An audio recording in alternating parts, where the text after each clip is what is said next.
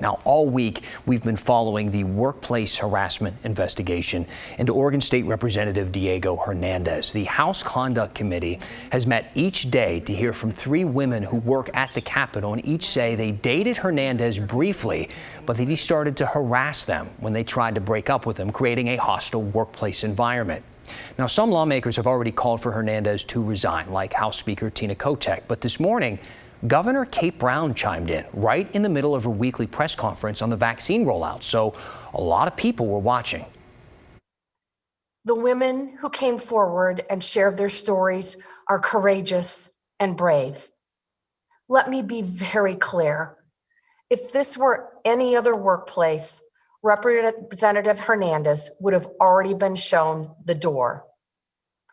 While the legislative process will proceed to address findings, quite simply, his behavior is unacceptable for anyone, never mind an elected official.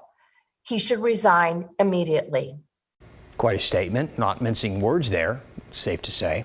A couple of hours later, the Conduct Committee met again, and they unanimously voted for a resolution to expel him from the legislature. That now goes to the full House for a vote.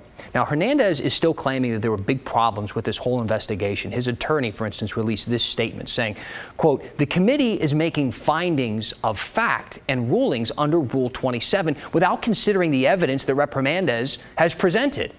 You are the jury appointed to decide the facts under Rule 27. What kind of jury would willingly refuse to hear the evidence?" By the way, Rule 27 refers to the Capitol's new procedures for dealing with hostile workplace allegations. They were put in place after former Senator Jeff Cruz, seen there, was accused of sexually harassing interns a few years ago. So, like I said, the resolution to kick Hernandez out now goes to a floor vote, and it needs 2/3 majority to pass, which in this case is 40 votes.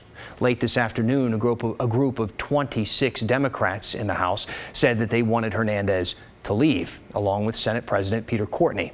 So we'll keep you posted if Hernandez resigns, if he doesn't, or if the House votes to expel him.